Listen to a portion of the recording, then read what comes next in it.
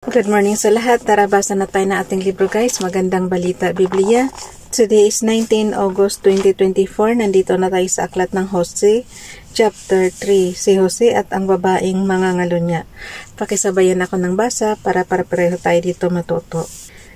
Hosea chapter 3 verse 1, sinabi sa akin ni Yahweh, umalis kang muli at ipakita mo ang iyong pag-ibig sa iyong asawa bagaman siya'y nangangalunya, sapagkat mahal pa rin ni Yahweh ang Israel kahit na sumamba sila sa ibang mga Diyos at laging naghahandog sa mga ito ng tinapay na may pasas.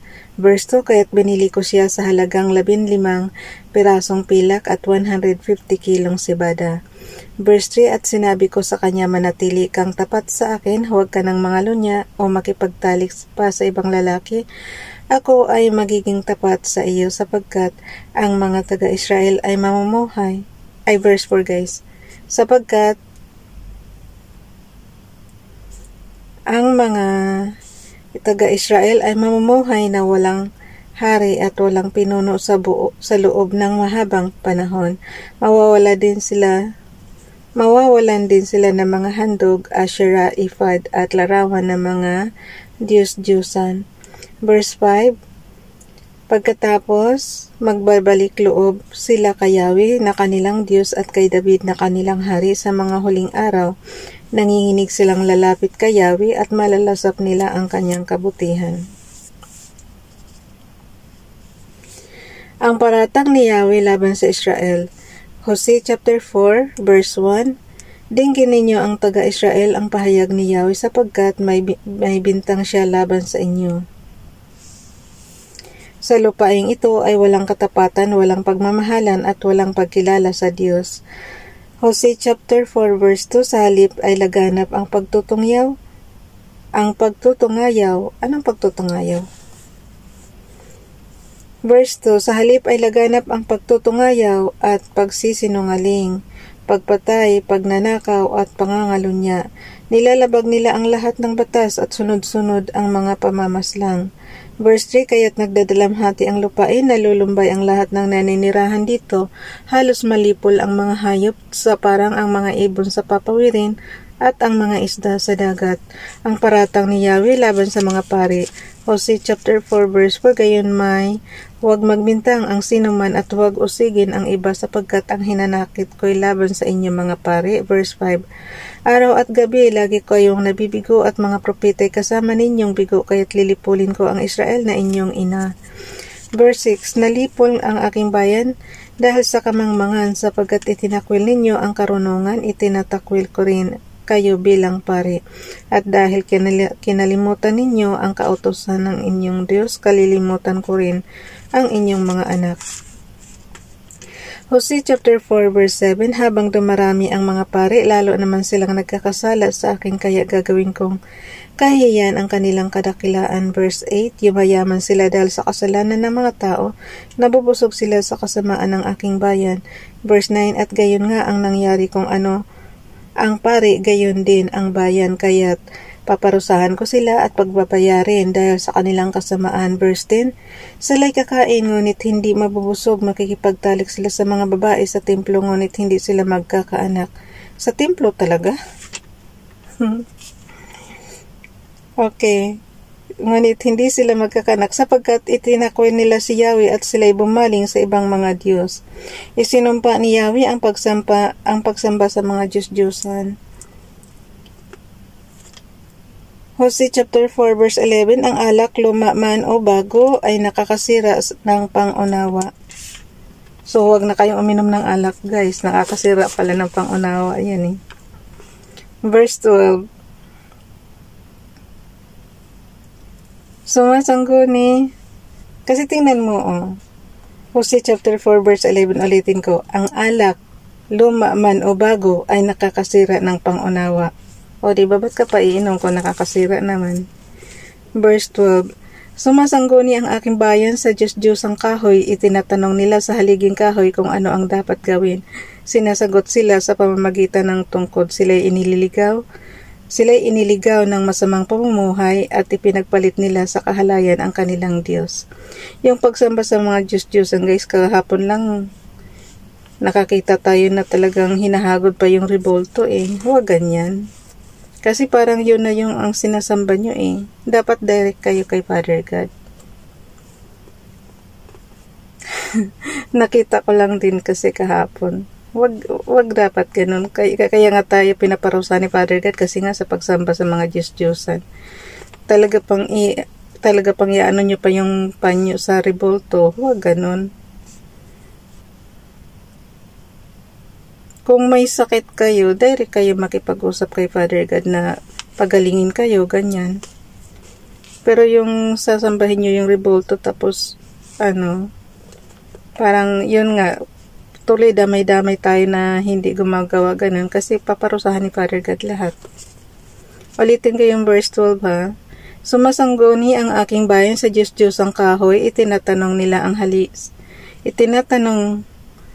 nila sa haliging kahoy kung ano ang dapat gawin. Sinasagot sila sa pamamagitan ng tungkod. Sila iniligaw ng masamang pamumuhay at ipinagpalit nila sa kahalayan ang kanilang Diyos.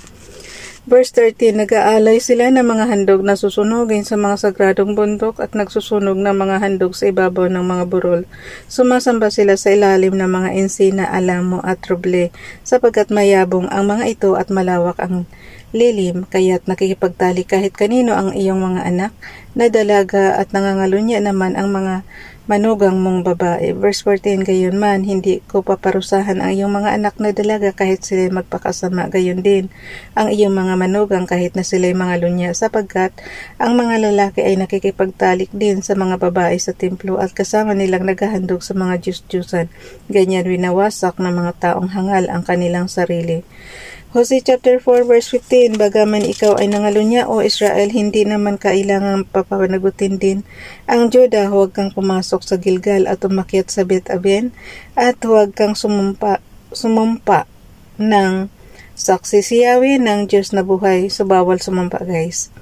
Verse 16, matigas ang ulo ng Israel tulad ng dumalagang baka, kaya't pakakainin pa ba sila ni Yahweh tulad ng mga tupang dinadala niya sa maluwang na pastulan. Verse 17, nakaisa sa mga Diyos-Diyosan ng Ephraim, pababayaan mo na siya.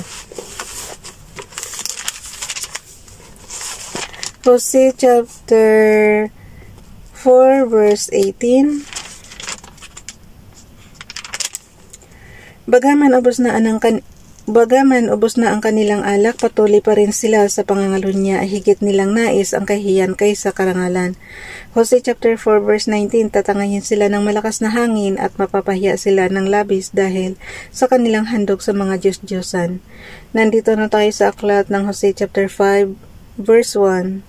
Hosea chapter 5 verse 1, pakinggan ninyo ito mga pari, dinggin ninyo ito sambahayan ni Israel. Makinig kayo sambahayan ng hari, sapagkat kayo ang tinutukoy sa kahatulan, kayo'y naging bitag ni Mispa at lambat na nakalatag sa bundok Tabor. Hosea chapter 5 verse 2, kayo'y naghimagsik at nagpakagumon sa kasalanan, kaya't paparusahan ko kayong lahat. Kita mo lahat talaga guys, walang kaya parang unfair, kasalanan ng isa, kasalanan na ng lahat.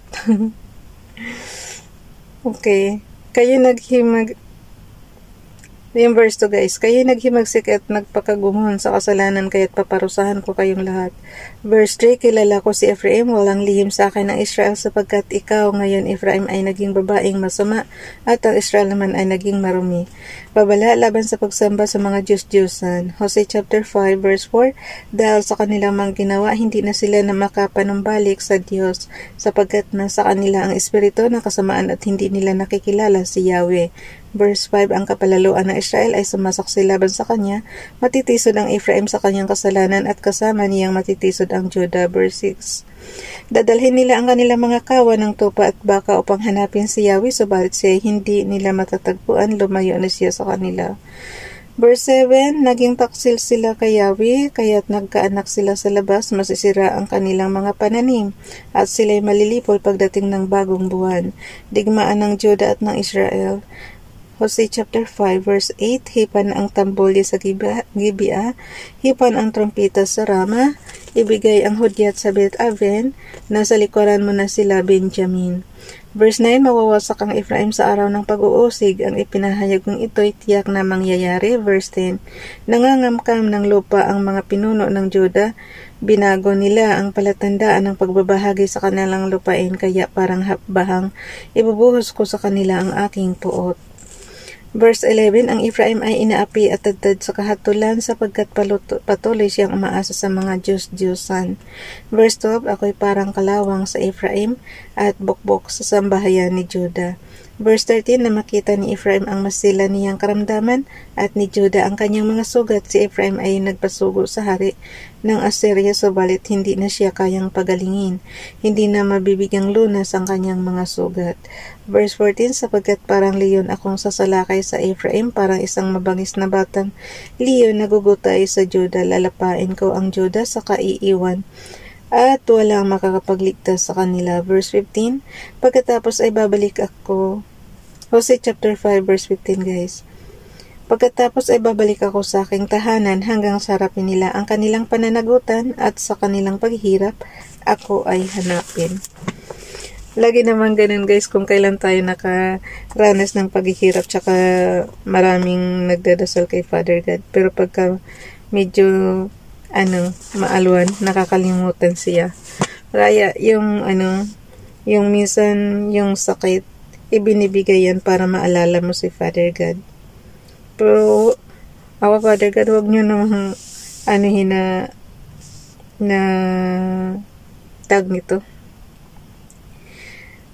Na magkasakit ng, ano ba tawag nun guys?